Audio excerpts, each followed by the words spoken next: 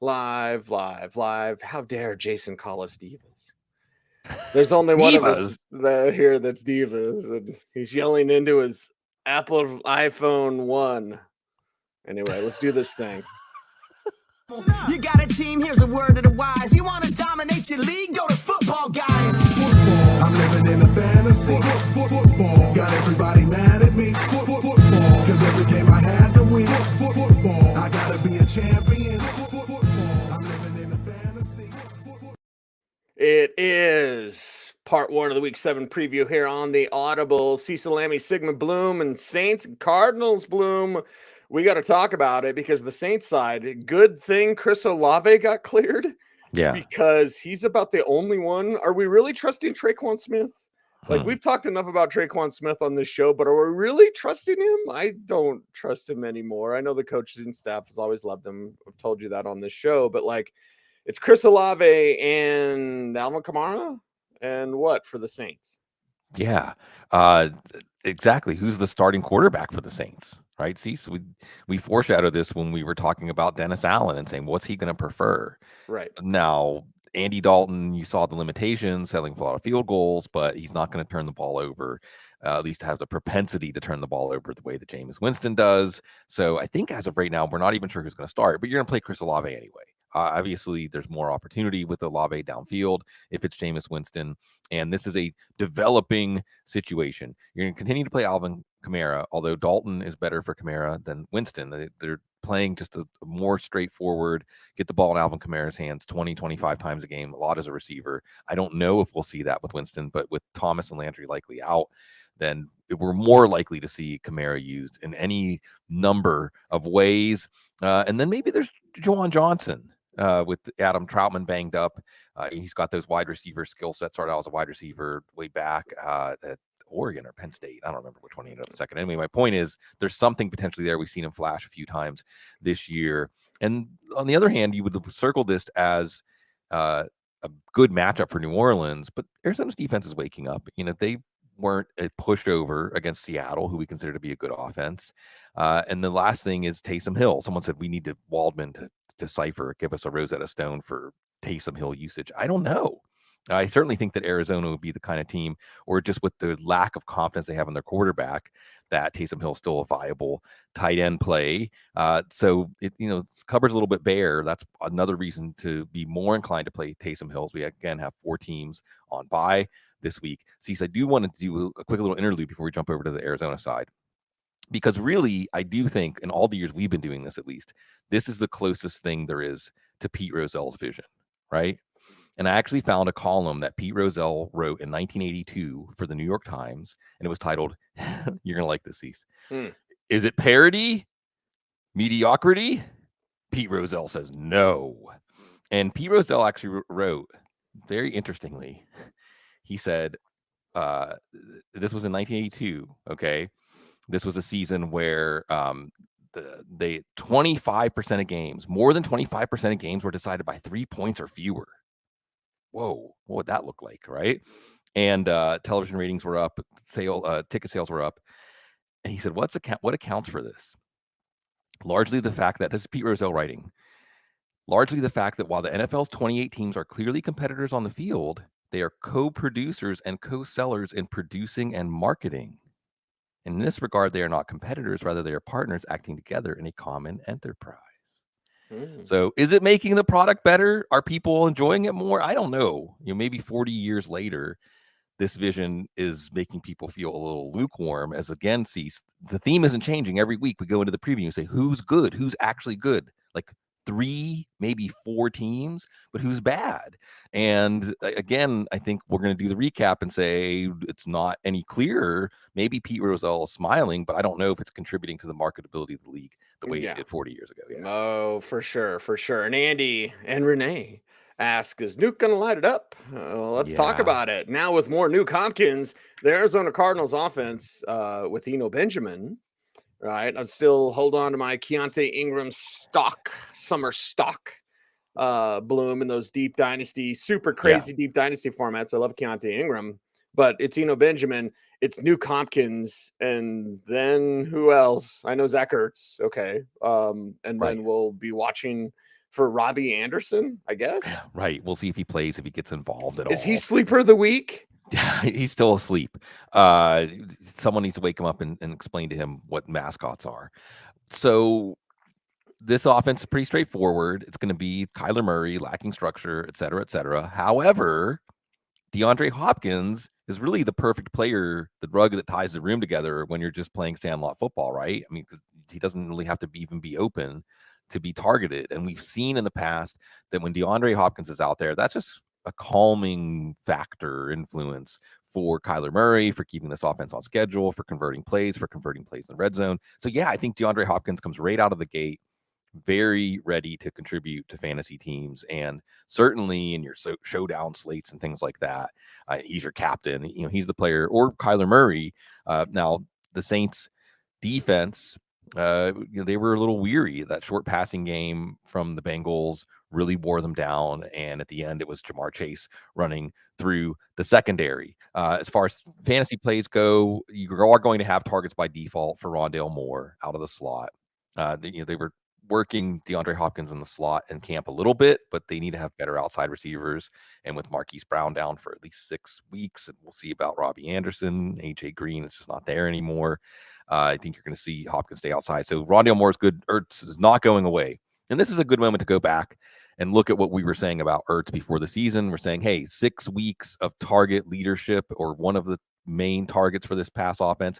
Then DeAndre Hopkins will come back and we'll see. Well, what we see is they still need Zach Ertz to catch 5, 6, 7 balls a week. And outside of Andrews and Kelsey, especially when you consider the price that you paid for Zach Ertz, Ertz is looking like a really good pick, and one that's going to last, one that's going to have staying power in your lineup, because as we expected, this offense is going to pass a lot.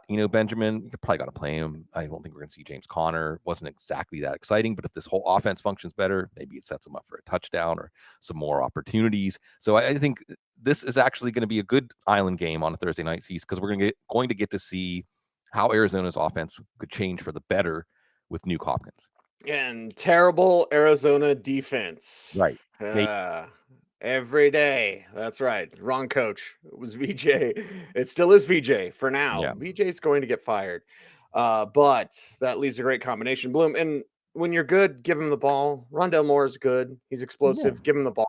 Like Rondale Moore usage. Don't get me started on any sort of rants. Brian says no Broncos talk. That's tomorrow's show. Just wait for that. Let's move on, shall we? And go to our next game up. It's Falcons and Bengals. And this one's more exciting thanks to the Falcons side, Bloom. Like, okay, you guys are going to run the hell out of the ball. So what do you do with Caleb Huntley and Tyler Algier stock? And then you're looking to use more Kyle Pitts. Like, all right, is that enough? Are we done? We're going to do more? You're hoping for that with Kyle Pitts. Don't necessarily get that, Bloom. But we saw with Marcus Mariota, it's going to be efficient. Yeah. And if there's a rushing touchdown, then he's going to pay off if you start him in Superflex League. So the Falcons, this is a more exciting game because of what Atlanta's doing. Yeah, and this is going to introduce us to, I think, something that, at least while we're in this murky gray area where we don't know who's good and who's not, and then on top of that, we don't know who's good and who's not, and we have an offense like Atlanta's that if they can keep the game on their script and they can be competitive, then what are we looking at? 15 pass attempts? So you're having to project this offense based on much more dependency of how you expect the game to go. And Atlanta's secondary is a little banged up. We'll get to that, but they're running the ball well, even without Cordero Patterson, and they have a stubborn insistence on running the ball. So it's really going to be almost up to the Bengals offense to get out of a game script that is going to focus on the running game, but they're going to come out and run the defense. If they can keep it close, then Pitts, London, you're not going to want them in your lineup. And even a good week for Pitts was 3 for 19 and a touchdown. So I think, granted, the bar is so low at tight end and he has that individual ability, but I'm not saying to bench Kyle Pitts, but you're just lowering expectations. You're lowering expectations for Drake London. Really, Marcus Mariota is the only guy you can hang your hat on. And what that is just a high floor. We don't consider the Bengals a shutdown defense. They're a bend but don't break defense. Again, if the Bengals offense does their part, then that raises the ceiling for the passing game, I don't think we're using Caleb Huntley. I don't think we're using Tyler Algier. Even with the commitment to the run, what's been there for them? Marcus Mariota is probably more likely to score a rushing touchdown. And again, Cease, as an Atlanta fan, there are Atlanta fans. Are you happy about this? Are you happy that, isn't this kind of a detour of a rebuild, that you're making a team that can win, a team that can be competitive, a team that can make the most out of what's on the roster? But is this a long-term plan? Marcus Mariota, low volume passing game. Just don't have Arthur Blank fall in love with anybody and you'll be fine. Right. Yes. Arthur Blank, the original owner, who had to be told, like, back off a little bit. And at least he listened. But yeah. So Atlanta, it'll be interesting to see if they're competitive. Cincinnati, I think, is a team, Cease, that we think might be good. They were good. They got a win on the road. This one at the beginning of the season, we would have said is an easy win at home. It might not be so easy. Might not be so easy because the Bengals, are they finding themselves? They catching their stride? They're feeling the breeze, right? Yeah. Whatever you want to say. They're playing better, and they're playing obviously inspired because Joe Burrow, you can't help but be inspired. Hell, even talking about Joe Burrow gets me excited, so much so I stumble over my words, Bloom. So let's talk about this team. And okay, Jamar Chase, yes. Joe Burrow, yes. Joe Mixon, sure. Okay. Watching T. Higgins injury report during the week, and then still throwing Tyler Boyd. Is he sleeper of the week? Let's tune in to find out. Yeah, this Falcon secondary is a little banged up. AJ Terrell left the game. I think Isaiah Oliver left the game briefly last week. Casey Hayward is hurt. He might be the one who is going to miss time. With a short week of preparation, you got to like the Bengals passing game. You got to like Joe Burrow. And it seems like there's not a lot of things that we can say definitively through 6 weeks because of how this season has gone. But it seems like Zach Taylor, Brian Callahan, Joe Burrow have adjusted, much in the same way Kansas City did. It didn't take as long. It wasn't as clumsy as the Kansas City transition. A lot more short passing. Get the ball out quickly. Joe Burrow's not his own worst enemy anymore, taking those hits. And what we see, of course, was Jamar Chase making a big fantasy week out of short targets. And T. Higgins getting that volume. We'll see if there's more downfield passing back. Again, they might be able to pick on this banged up secondary. Tyler Boyd, Hayden Hurst are more fringe plays because Higgins is back. And then, of course, there's Joe Mixon. And Mixon is not exciting, but you're going to get your 15 to 20 carries. You're going to get your 3 or 4 receptions. Decent shot at a touchdown this week as the Bengals are playing at home and favored. And, this is a game for Cease. Again, this season has made us really queasy week to week. But the Bengals have big plans. They want to finish what they started last year, and they're getting the boat righted. They got the rudder in the water, and they're pointing in the right direction. They got to keep up this direction with more disciplined and very conservative for Joe Burrow, but effective offense. Is that how we figure out teams are good, Bloom? What, that they know themselves? The faster that they figure stuff out. Is it like that Squid they learn Game? Themselves. Yeah, well, the NFL like Squid Game, where it's just like, here's your game. Now figure out the rules. Well, and it's even a microcosm of it week to week, right? Can you figure it out within a game? Can you figure it out within the context of that 60 minutes? And I think at least on offense, and obviously the Bengals defense has room to improve. They got great personnel at all 3 levels. They've been more of a bend but don't break defense, not making the big plays like we saw last year. But yeah, I think that's a fair way to look at it. Although nobody would say that's Zach Taylor, right? No one would say that's his strength. I think we're looking at Joe Burrow. I think that this is one of those franchises that the strongest force with this franchise is Joe Burrow. So I'm going to give him the credit, and I'm going to say we got to trust him. Got to trust Joe Burrow. That's fine. Got to trust Dan Campbell, I guess. We'll talk about it anyway because it's Lions Cowboys time, and the Cowboys side is more exciting because of the return of Dak. But the Lions side, I guess we're just waiting for DeAndre Swift to get back this week, right? And the teams had some chance to take a breather. What does that mean for the Lions offense and the players that we might be able to trust, including Swift? This is interesting because first bye week after a bye week. In other words, we have some teams coming back from bye. And that sometimes gives you the ability to figure things out, right? Make adjustments, take a step back. You're outside of the fog of war and you're able to let things settle. You're not in that grind of We're healing from last week. We're figuring out what happened last week, but we have to look ahead to the matchup this week. And they should be healthier. DeAndre Swift should be healthy. Amon-Ra St. Brown should be healthy. The offensive line should be healthier. And they're coming off of a humiliating loss to Bill Belichick. So Dallas's defense, they've got the pass rushers, maybe not to truly humiliate a team like Detroit, but they're going to test the offensive line. And you would hope DJ Chark's going to be healthier. Josh Reynolds going to be healthier. All these guys are on the injury report. So you're going to play DeAndre Swift. Jamal Williams is, because of the bye weeks, he's more of a flex than a running back too. But if you think they're going to be knocking on the door, if you think this offense is going to be productive like it was until the New England game, then Jamal Williams likely to get that touchdown for you, more like a running back too. And of course, Amon-Ra St. Brown, more of a fact-finding game for Josh Reynolds and DJ Chark, which is good for Goff that these guys are going to be out there. However, Jameson Williams could be coming on maybe around Thanksgiving. So again, if this offense restores itself back to the status that we thought we knew about them, that they're a good offense, including TJ Hawkinson, then we're going to really look forward to Jameson Williams. And last thing about Hawkinson is you did have that huge game whenever the offense was depleted. You still, it's like kind of like Kyle Pitts, like you still have to play him because of the upside. But a lot of questions, good questions if you're a Lions fan, good questions if you have Jared Goff about how this offense is going to be distributed, and a good test for the Dallas defense. Detroit's defense would be tested by Cooper Rush. If it's Dak Prescott, Cease, now we're talking. Now we are talking, and I believe it's going to be Dak.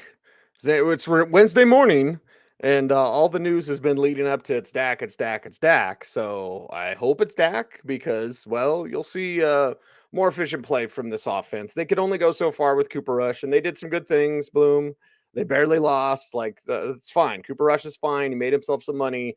He's not the answer. Dak now there's no quarterback controversy. There's no necessarily pressure. Just play within the structure. Be who you are, Dak, and play with that relaxed ability. You've got the talent around you, of course, your Michael Gallups and your CeeDee Lambs. Hopefully Dalton Schultz, always watching the injury report for that, Bloom. Yeah. And then we know the backfield with Zeke and Tony Pollard. Pollard sleeper of the week. Oh my God. Anyway, but we have to talk about the Dallas side, and I think it's going to be Dak. So let's approach it as such, I guess. Yeah, he was practiced today. It's Wednesday. I would expect he's going to be out there. Might be a little rusty. So I'm not saying put Dak into your lineup, although the matchup might incline you to do that. Detroit is definitely one of the defenses we want to pick on. Dallas, I think, is good. I won't put them in the Philadelphia Buffalo category, although, hey, if they have Dak Prescott, maybe they play Philly straight up. Maybe they are really good. And this is a great matchup for Dak, but an even better matchup for the running backs. I think Ezekiel Elliott and Tony Pollard are both players that you have to get into your lineup this week. I think we could really see a breakout game of sorts for this running game. Michael Gallup, maybe he arrives here, but probably CeeDee Lamb is the only one you're going to trust. Watching Dalton Schultz, Jake Ferguson, who we talked about doing that Dalton Schultz impression. The Dak Prescott represents a rising tide for this whole offense. However, we have to go back at last year and remember that when the defense is good, then Dak doesn't really air it out. 25 pass attempts. So it could be a picture, even though, again, on paper, you look at the Lions matchup, you say big numbers across the offense. But the Cowboys say, no, we don't need that. We want the running back to touch the ball 35 times. We want to win a nice 28-10 kind of game or 24-13 kind of game and feel comfortable the whole way. That's their blueprint for victory. And much like Cincinnati's offense can dictate what happens with the game script, Detroit's offense can dictate that too. If Detroit's offense has some success, then maybe it is a better passing day. Maybe that brings Gallup into our what the heck flex range. And more transition for Dallas, but you got to say 4-2 after Dak got hurt in week 1 and they got beaten pretty soundly. You're feeling pretty good if you're Jerry Jones. Now, how are you feeling if you're the Colts and the Titans up next? Because if you're the Colts, do we know if Jonathan Taylor, again, Wednesday morning, right? We're just kind of guessing that it's going to be Jonathan Taylor and maybe not even Deion Jackson at all as a reserve because he's banged up. Nyheim Hines, where's he at? We know Philip Lindsay from Colorado, went to Colorado. He's out there, but can only do so much. Speaking of only doing so much, the plan should not be for Matt Ryan to throw 50 times. So the plan against Tennessee, it's a divisional game. Hopefully Taylor's back, Bloom. That kind of settles things down as to what to look for with this Colts offense. Because if he's not, I mean, it could be Lindsey as the top back.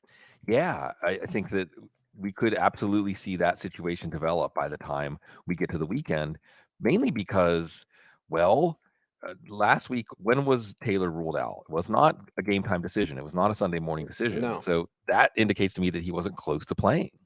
And then the other thing is the mediocrity / parity of the NFL means there's no reason for any team to rush a player back from injury, a foundational player especially. It's a long season. So especially when we're talking about ankle injuries, and Cecil, you have to do the math that this was probably a high ankle sprain because we're into multiple weeks now with Jonathan Taylor. Those have risk of re-injury, and then you're really going to set back your team. But you're right, whether or not Jonathan, this is just a theme, right? We don't know these teams, and we don't know which even offense we're going to get based on the personnel here. If it's Jonathan Taylor, you would think it would go back to being a very balanced offense. Feed Jonathan Taylor 25 times, maybe not the first week back from an injury, but their success last week was Matt Ryan throwing the ball 58 times, a lot of short passing. So I guess when you're projecting this offense this week, you still have to play Pittman. You still look at Alec Pierce and Paris Campbell as what the heck flex, what the heck wide receiver 3 types. But the last time these two teams played, and again, we have another rematch. Does that really give us a lot of clarity? Because Jacksonville thumped Indy 24-0 in the first matchup, and then Jacksonville lost like 30-26 or something like that last week. In the first match between these teams, the Titans opened up a big lead, and the Colts chipped away and chipped away and chipped away at it with their tight ends. That was the game when Mo Ali Cox had 2 touchdowns. That was the game whenever Kylan Granson contributed. I think the tight ends combined for over 150 receiving yards. So did they go back to the tight ends? It's the chess of, well, we knew they did that last time. Are they going to try to load things up? A lot of questions with the Colts, and we don't even know the biggest one, the answer of will Jonathan Taylor play, but we do know that Indy's back in the mix. In fact, maybe back to being the favorite in the division. Tennessee's got something to say about that. Yeah, Tennessee will have something to say. Bloom, doesn't it feel like the Colts are just guessing all the time? Like, use Molly Cox, don't use Kylan Granson, use Jelani Woods, use Alec Pierce, use Paris Campbell. There's no set plan. Right. They don't have an identity yet. And I think that they rallied around the identity of Jonathan Taylor as the point of the spear last year. They haven't really had a chance to get that going yet this year. Taylor was getting shut down in the first game, by the way. He couldn't get out of neutral, get out of the driveway.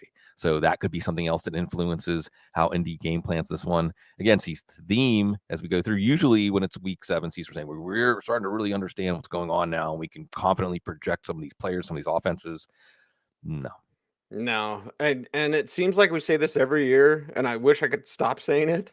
It's the weirdest year ever. Yeah. It's the weirdest year ever. And this is weird for different reasons. But as Dr. Gene says, it's only weird if you make it weird. Titans don't make it weird. They make it Derrick Henry. That's it. That's their plan. How do you face Derrick Henry? How do you Derrick Henry? It's Derrick Henry, ladies and gentlemen. Shocker. Yeah. That's one of his nicknames, actually, Shocker. Because he was unexpected. He was an unexpected arrival.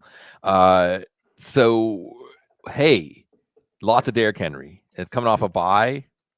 Rear him up, 30 carries, right? Why not? And as you've seen, they can use Derrick Henry and the attention he draws from the defense as a way to set up the other plays. Now, coming out of the bye, I guess maybe Robert Woods.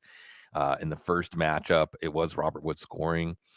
Chiggy Okonkwo scored in that one. But it was a Derrick Henry game the first time around. It's going to be a Derrick Henry game the second time around, unless Indianapolis forces Tennessee out of their comfort zone. I don't expect that to happen. So congratulations if you got Derrick Henry.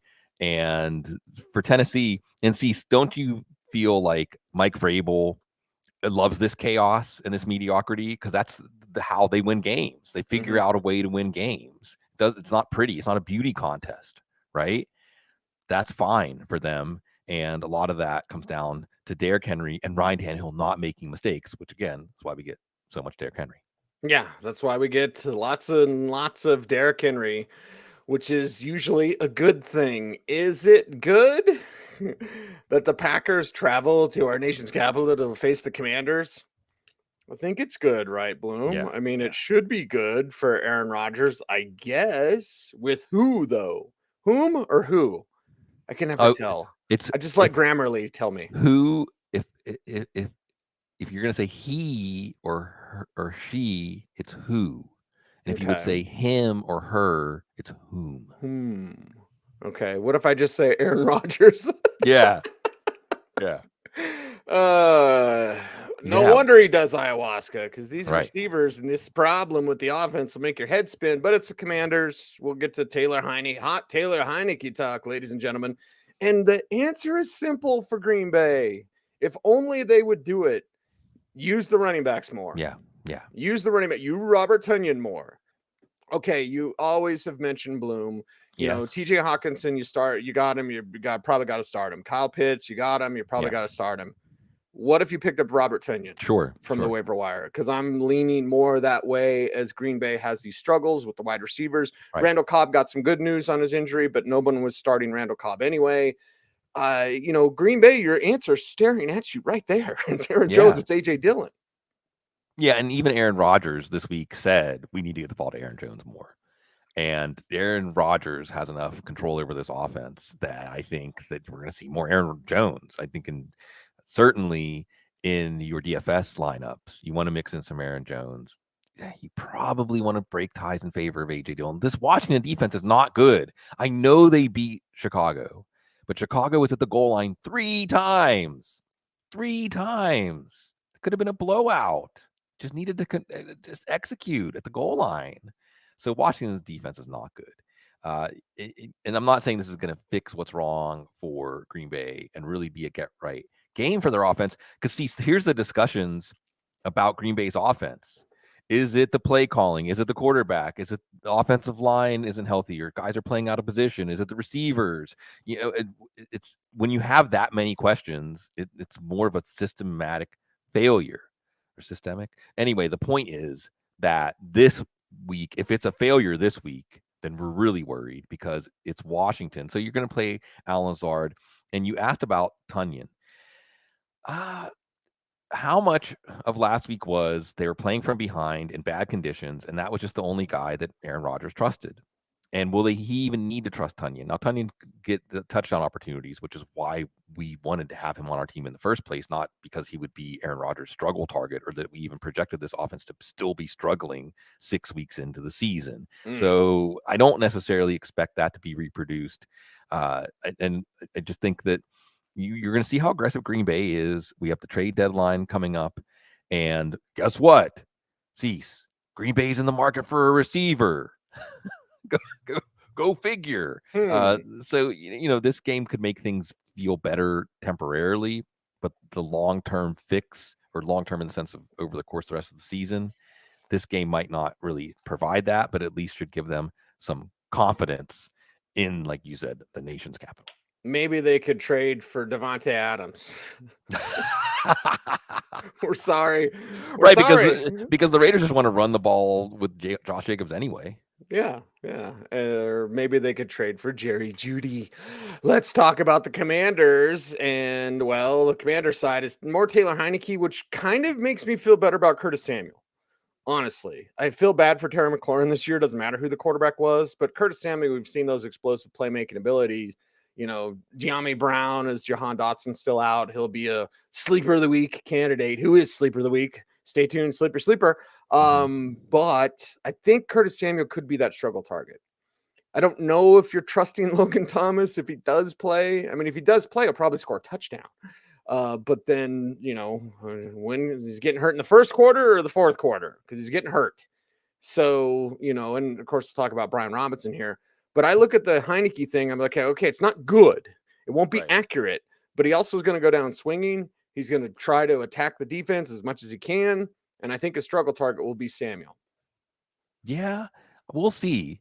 the one thing I can say from last year, the Taylor Heineke experience last year, is he will wing it downfield to Terry McLaurin. I think if you have Terry McLaurin, this is good news, the injury to Carson Wentz, because he'll take those shots to McLaurin. McLaurin was pretty productive with Heineke. Heineke really didn't play that much with Curtis Samuel, although I think you're right. See, just looking at what Heineke did targeting the running backs, that if you deploy Taylor Heineke and you say, hey, things get a little hairy, just look for these guys. If it's Curtis Samuel, yeah, you could easily see 7, 8, 9 catches. And I think you're just going to see a more active, vibrant pass offense here, where we saw that at times with Carson Wentz, and then other times we didn't. Complicating things is that this team probably would love to have Brian Robinson run the ball 25 times, but can this defense create a game script for that? I don't think so.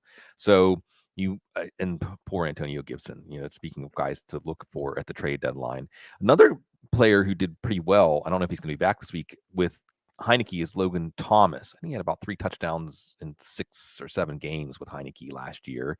So that's something. At tight end, you'll take it. Green Bay's defense, not as tough of a matchup as we expected. Maybe they make a few adjustments, perhaps putting Jair Alexander back in the slot, Rasul Douglas outside, a few things like that. This team needs a lot of adjustments. They're not a bad team, the Packers, on both sides of the ball, especially personnel wise, but they haven't been deploying them effectively. But see, all of this is in Heineke's a what the heck quarterback with some quarterbacks on bye. But see, can we talk about Dan Snyder? Is that okay? Yeah, sure, man. We've been a little chatty today, which is fine. Well, I mean, because I still think that we're previewing games, but it's just a really interesting crossroads as I bring up Pete Rozelle and the cartel of owners and things like that. It's just a really interesting crossroads because, as we've talked about, the NFL is pretty tight about information getting out, and when anything is said, there's a reason it's said. So when Jim Irsay says, "Yeah, I think maybe we can get 24 votes," and this is Jim Irsay, the guy who was pulled over with a bag full of pills and cash. Okay, like if we're all adults, we're gonna talk about it. Like Jim Irsay is calling you out, right? All right, with the old Rudolph nose. Hey, Jim, we know what that's from. Anyway, and look at what you said about Pete Rozelle about being partners, right? They're partners, right. Well, you got a partner in Dan Snyder who has been recording everybody. Yeah, he's not acting like a partner. And it's really interesting from the arc of this franchise and how that could affect things. And is it bad? Is it good? I can't imagine that Ron Rivera, having this really tough job, can insulate the team from all this. How could you insulate the team from all this? I mean, it's the culture. We all have workplaces. Whatever's happening at the top is going to filter down. So this is certainly an interesting story on many levels to track, and it continues to develop, continues to move. And when they asked Roger Goodell about Jim Irsay, and said, "Are you upset that he said that?" He said, "No." So drip, drip, drip. I want to do the rest of the show on Dan Snyder. Well, we only have a couple games left, though. Yeah.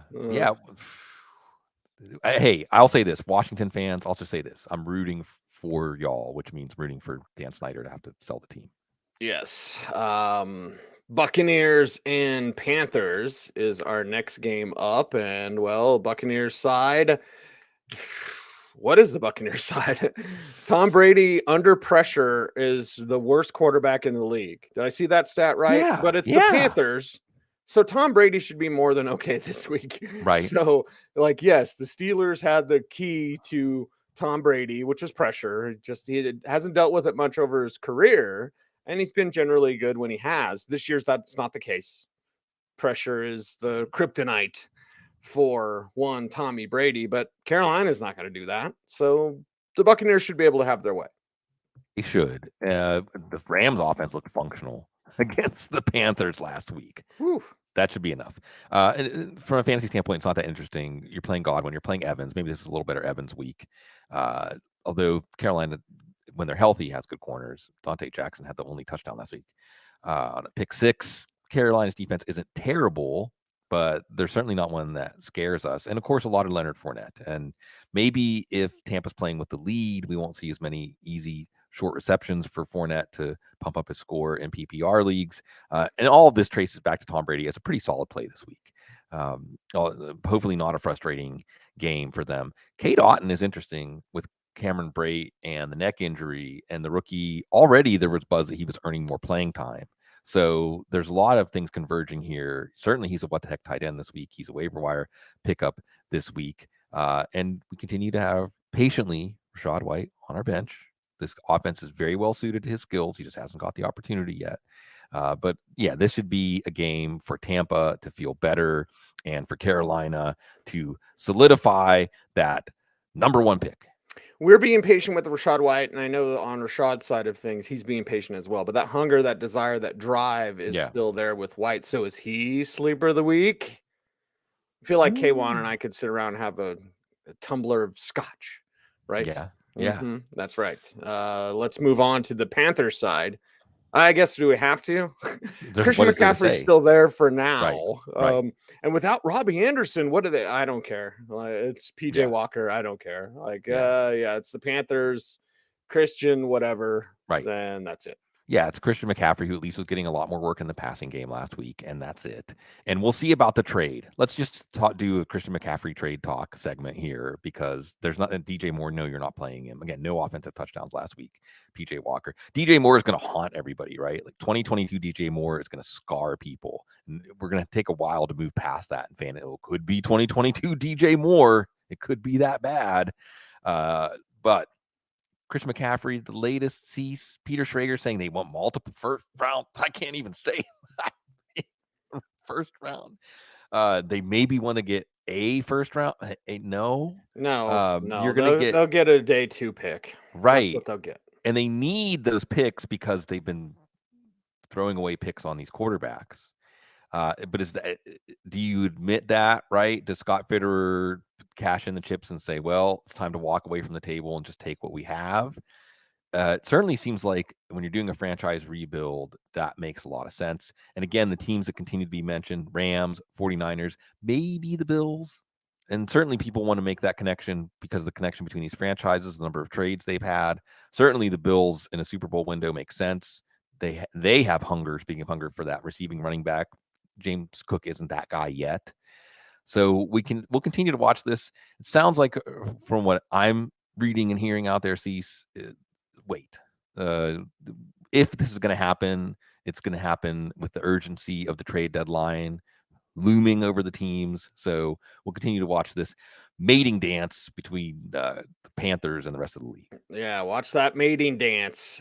Bloom, we've always wanted to take the show on the road, and do some Audible spots around the country. I still would love to do that. Yeah. Because I just want to meet y'all. I really do. Like, our chat room is so awesome. It is. And all of our people that come in and spend some time with us, that's for sure. And some of y'all I just want to figure out. Because I'm like, I just don't know. JB's grandmama. I want to figure. Sure. All right. I want to figure this out. So let's. It's a good move scene. on. If you're listening to the show on a podcast, yes, we're pretty consistent. We're pretty consistent. 11 a.m. Eastern for these shows. And come on in, and the water's fine. It's nice. Come and join us. Get to know these folks, because there's a whole other aspect, and it's really fun, Cease, because I just look at it almost like a mirror. Like the people that we draw are a reflection of us, and I like it. Yeah, that's why we can talk about Flint Flossie and people get it. Yeah. Or whatever we bring up during this show. But I always say, I'm Cecil, he's Sigmund, we are the Audible.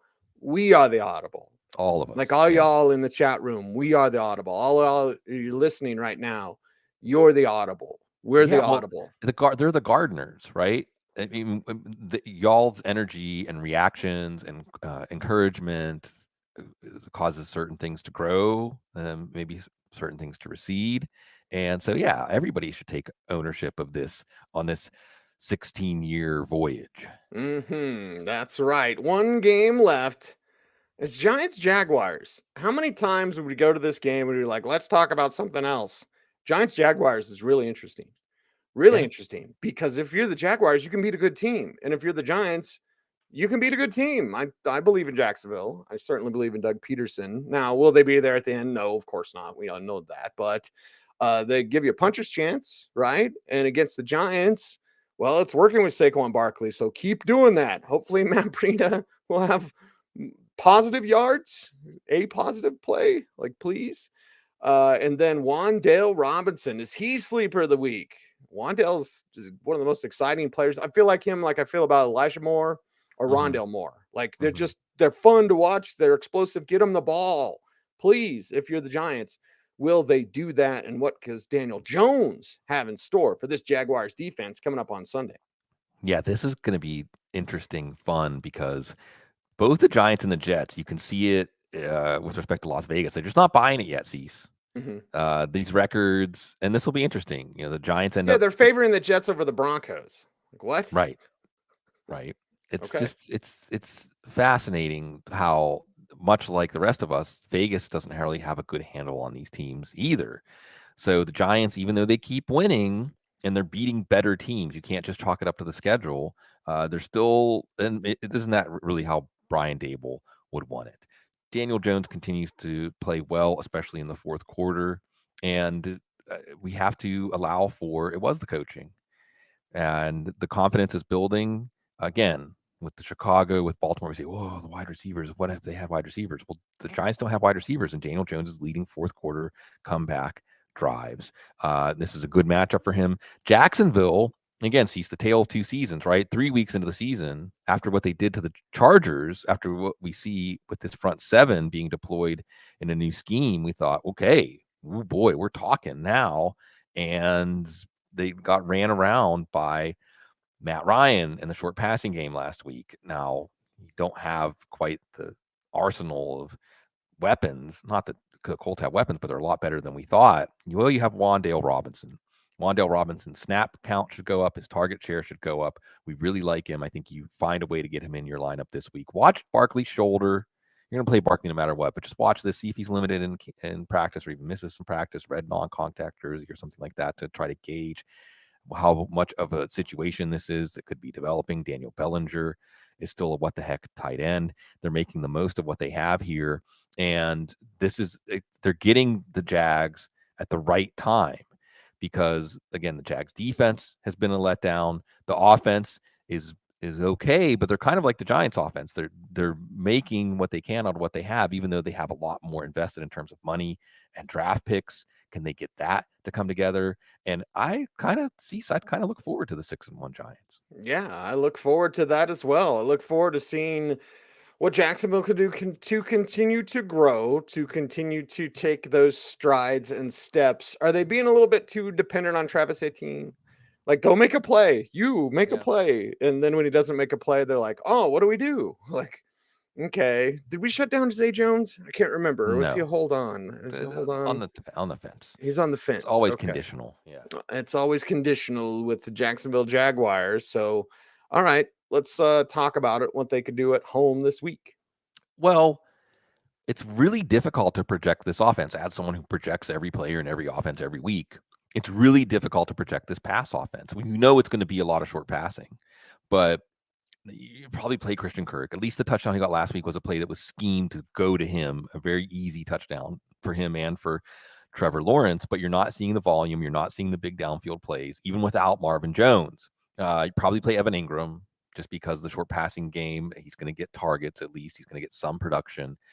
But you mentioned ETN, Cease, and I wonder if it's maybe the opposite, that it's time to get ETN up to 20 touches or 22 touches, including 4, 5, 6 touches in the passing game, and make him more of a core part of this offense, because you can't nickel and dime teams to death whenever you're not getting consistent run after catch contributions.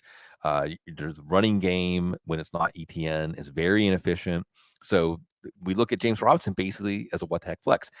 Whether you play James Robinson is basically, do you think the Jags are going to win? It's really tough this week, or any week, honestly, to gauge that. ETN, I think we're seeing more of an emphasis, and at least there's the potential for explosions in terms of long plays. And remember, this Giants defense had a lot of trouble with Kenyon Drake last week, right? Kenyon Drake looking like Marcus Allen out there, reversing field. So that also, like, Travis Etienne seems like the kind of player that can take advantage of that.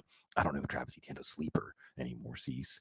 But I do think that like some of these other teams we've been talking about, and when things were going well for the Jags, we were seeing them more inclined. These teams with the backfield tandems. Dallas is doing it well, and they're going to ramp it up. Green Bay needs to do it. The Jets are doing it, right? A lot of teams making hay with the Patriots. A lot of these teams making hay with their backfield tandems.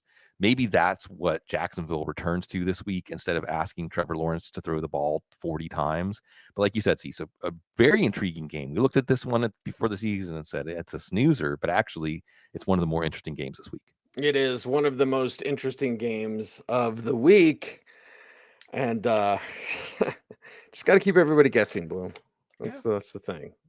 And we weren't divas this morning, Jason. I was explaining Black Adam to Bloom. We talk about things. We connect. Our relationship, the relationship between the two of us is at the center of this show. And we just wait until the final episode of the Audible. We've always had that plan, and people, and we people will be see, but the thing is, what was shocking in 2007 is not shocking in 2022. So we might have to go back to the drawing board, and I don't know. I mean, how do you even get people, jog them out of the trance now? If you got ideas, folks, for the finale, let me know. Let us know. All right, it is time for. Oh, come on, Jason. You know it's not Flash or Shazam. It's Black Adam. I'm disappointed in your comic book knowledge. See, Lester knows it. Lester knows. I gave The Rock some money. So there you go. When I interviewed The Rock and I called him Mr. The Rock, it might have been the worst moment of my career. Wow. Because I was like, what do you call Dwayne? I can't call him Dwayne. Right. We're not on a first name basis because they're no. buddies. But like so I was just like, Mr. The Rock. And it was awful. Anyway, I need something to put me in a good mood. So how about we do our ever popular Sleeper of the Week? It's time for the Sleeper of the Week, powered by Sleeper.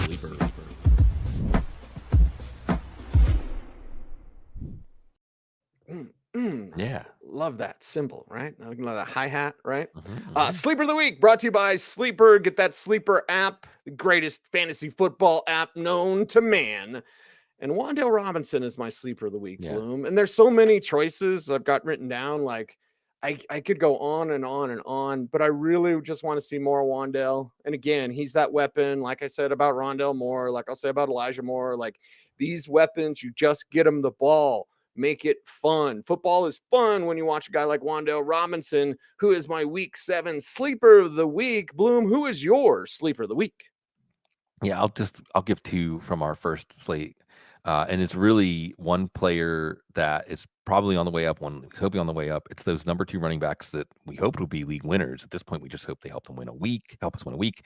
Tony Pollard, you teased that one, Cease. Again, I think that Dallas's offense gets into the full vision of what they had going into the season, which is a lot of Zeke and a lot of Pollard and A.J. Dillon.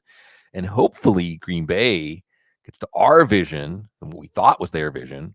Again, running this offense through the backfield. So it's about the backfield. See, you got to be happy. It's about, well, Pollard's not that big of a running back, but A.J. Dillon, now we're motorboating. Yeah, that's what we do on this program. It is the Audible, and I know it's annoying, but please like, comment, share, subscribe, hit the notification bell so that you never miss a vid, and do all those YouTube things to help us continue growing the channel. We appreciate you. We love you. We are all the Audible. He's Sigmund Bloom. Follow him on Twitter at Sigmund Bloom. I am at Cecil Lammey. And well, be safe, be kind, know that you are appreciated. Stay tuned and stay frosty.